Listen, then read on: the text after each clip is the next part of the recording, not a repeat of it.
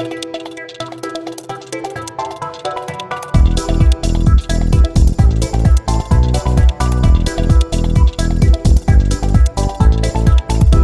qui vas-tu penser pendant ce confinement? Je vais prier pour mon petit cousin Vincent. Surtout sans-abri qui n'ont pas de chez eux. Je vais penser à mes grands-parents. Tous les prêtres là, qui sont quasiment en chômage partiel pendant la période. Je vais penser beaucoup à 2 camarades de classe qui ont perdu leur mère. Je pense spécialement aux personnes âgées dans les EHPAD, aux malades dans les hôpitaux qui ne peuvent plus recevoir de visite.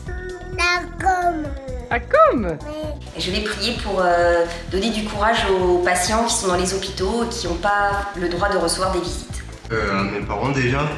Je prie pour que personne de ma famille attrape le corona. Plutôt penser à mes parents qui sont retraités et qui sont inquiets pour l'avenir. Je pensais Mounette. À Mounette? Je vais avoir à cœur tous les paroissiens. C'est quand même une mission de prêtre. Et peut-être avoir une pensée en priorité pour ceux qui sont âgés, ceux qui sont isolés. À mes enfants et les bons dieux aussi. Tous les décisionnaires politiques qui prennent des décisions en ce moment. Tout penser à mon pote Pierre qui est juste derrière la porte. Il habite dans son petit appart tout seul. Ma famille qui habite à Toulouse et aux alentours, que j'ai pas pu voir en fait depuis un certain temps. Je penserai spécialement à ma voisine qui est très malade et qui n'est pas entourée de sa famille. Comme mes grands-parents, ils sont loin. Je prie que ça se passe bien pour eux, le confinement, et que ce soit pas trop long. Nous avons des petits-enfants. Notre préoccupation concerne les contacts avec leurs amis qui sont vraiment très limités actuellement du fait du confinement.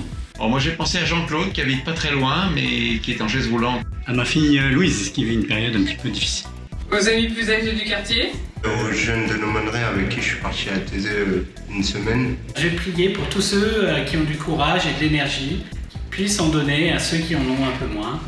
À tous les jeunes, notamment ceux qui sont au lycée, parce que c'est très dur pour eux cette période. Je vais prier pour ma mamie et mon petit cousin Vincent.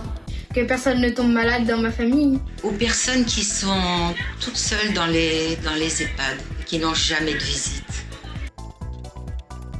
À mes parents, à ma mère qui est en EHPAD, toutes les personnes qui sont gravement malades, pour toute leur famille et pour les soignants qui les accompagnent, pour Dan, le grand-père qui est atteint gravement du Covid, et pour toute sa famille. À nos enfants du Gâté qui ne pourront pas venir. À Charline.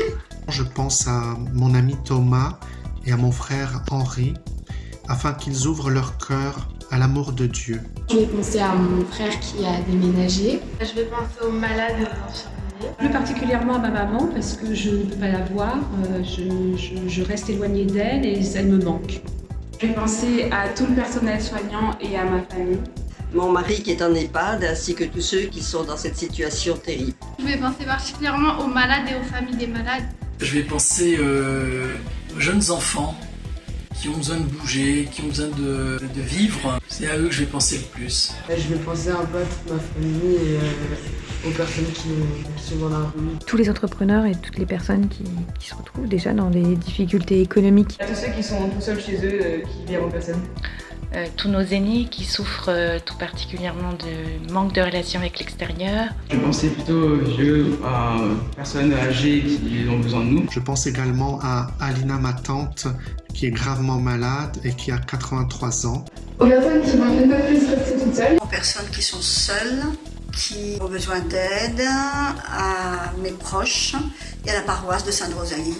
Ça sera ma grande sœur tout particulièrement, parce qu'on n'était pas très proches les années d'avant, mais on serait vraiment rapprochés et on a plein de projets futurs. Et pour un certain nombre de personnes que je connais qui sont seules, et une personne très éprouvée qui a perdu coup sur coup son mari et son fils unique. Je pensais à tous mes amis de Thésée que j'ai rencontrés, ce sont des personnes merveilleuses, très gentilles, tout ça.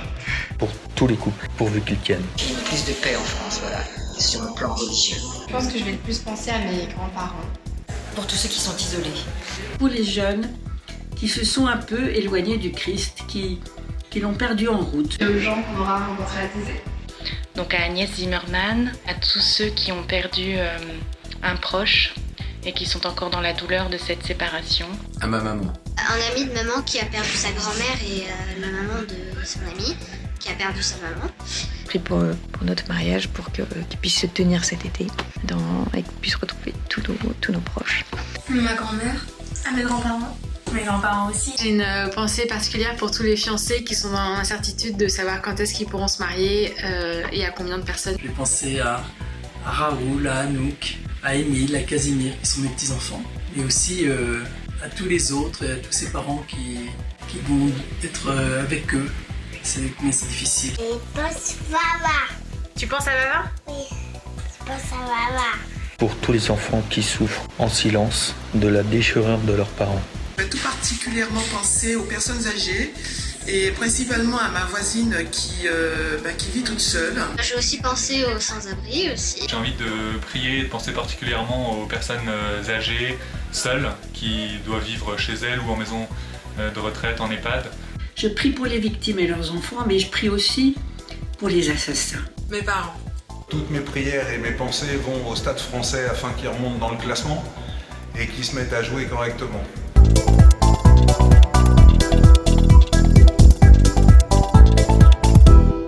Quel est ton objectif? Je vais aider mes élèves à passer ce confinement le plus facilement possible. Je pense finir les séries que j'ai pas finies sur Netflix. Faire tout ce que je pourrais, beaucoup depuis chez moi d'ailleurs. Donc le téléphone va beaucoup marcher. Je travaille dans un hôpital, d'aider vraiment le maximum de gens psychologiquement et socialement. Nous avons des petits-enfants et de rester en contact avec eux, plus qu'avant, plus qu'autrefois. Je vais pas m'entretuer avec une page et finir mon mur photo. Garder le lien avec les jeunes, parce qu'on a quand même vécu quelque chose de fort à Thésée. Je souhaite qu'on soit tous solidaires entre nous et surtout qu'on ait la foi et prier pour des lendemains meilleurs. Dans ce temps de violence politique, mais aussi, je trouve que ce confinement est aussi une forme de violence, parce que il croit à la pauvreté, etc. Une forme de colère en moi qui se lève, de mieux sentir comment, de manière très concrète, pendant ce confinement, les psaumes, la parole de Dieu peuvent m'aider à dépasser cette colère. De me mettre au violoncelle, de commencer tout de suite les cours. Alors je m'y mets, et si c'est concluant, eh bien je vous en ferai part. Si les écoles ferment, ne pas passer les enfants par la fenêtre. J'essaie de maintenir mon rythme sportif. Lire. Moi, qu'est-ce que j'ai comme objectif pendant ce confinement un peu particulier, un peu sérieux, c'est de courir. Passer moins de temps sur Netflix, apprendre à dessiner et moi lire plus. Aider les proches, aider ceux qui ont besoin d'aide durant toute cette période très difficile. Je vais particulièrement avancer sur ma thèse. Ça consiste principalement à d'appeler les personnes âgées pour prendre de leurs nouvelles. Faire le tourbillon. Le tourbillon avec Vava? Oui. C'est ton objectif? Oui. Aux enfants du gâté, de leur téléphoner comme j'ai fait dans le premier confinement. Je vais essayer de faire du sport et de lire plus de livres. Ne pas me laisser aller et tâcher de garder le moral pour tous ceux qui me téléphoneront. Faire un peu de tri à la maison. De lire. Ne pas prendre trop de poids pendant le confinement. Passer de bons moments avec mes frères et mes sœurs. Me remettre un peu plus au sport.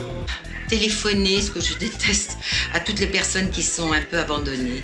Je vais profiter de ma famille, plus que d'habitude. Je vais essayer beaucoup de me reposer. De garder un rythme scolaire et aussi sportif. Être plus attentif aux autres. Regarder des séries. Écrire un article de théologie que j'ai sur la tête, mais j'ai jamais le temps de le faire. Cuisiner aussi. Un objectif très modeste qui était de faire un peu de l'ordre chez moi, de me débarrasser des choses qui servent à rien, de faire des tris.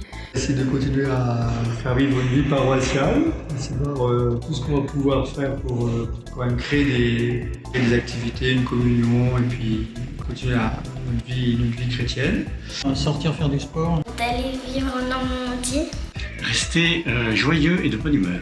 Je fais aussi du piano, du coup je vais m'entraîner. De toujours prier tous les jours dans l'intimité avec Jésus. Alors mon objectif c'est d'essayer de donner assez de temps à tout le monde, à l'hôpital et puis à la maison. Mon projet de confinement c'est de monter le film du camp de ski de l'année dernière que j'ai toujours pas monté.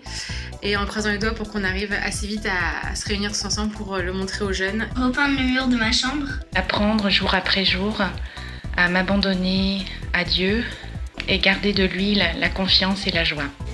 Que ce soit la joie dans la famille. Réussir à avoir une vie prières quotidiennes, un peu sur les exercices spirituels de Saint Ignace de Loyola, 20 minutes au moins par jour, ça serait pas mal. Convaincre mon père et ma mère d'aller vivre en Normandie. Je vais essayer de bien pêcher mes devoirs et de ne pas m'arrêter.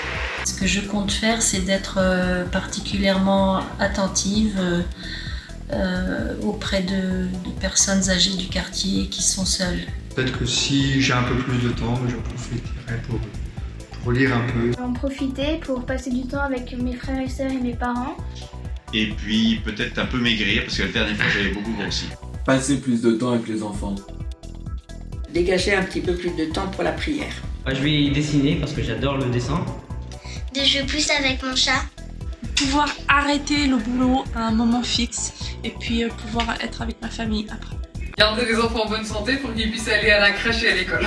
C'est d'être porteur d'espérance et de fraternité là où je vis et sur mon lieu de travail. D'avancer sérieusement dans mes cours de cuisine en ligne pour pouvoir régaler tous mes amis et toute ma famille. Bah, lui est gentil. C'est peut-être l'occasion jamais de mettre un peu plus de temps de prière, d'essayer de suivre la formation jeudi soir. Faire des jeux, regarder des films et me reposer. Mon objectif, c'est de convaincre mes enfants de rester à Paris. Ne succomber au goûter des enfants qui rentrent de l'école qu'une fois, allez, 2 fois par semaine. Regarder des films. Apéritif que le week-end.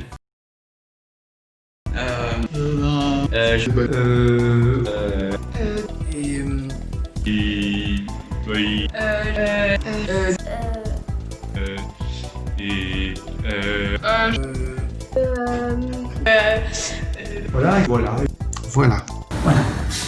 Non, quelque chose de vrai, hein. Je sais plus la question.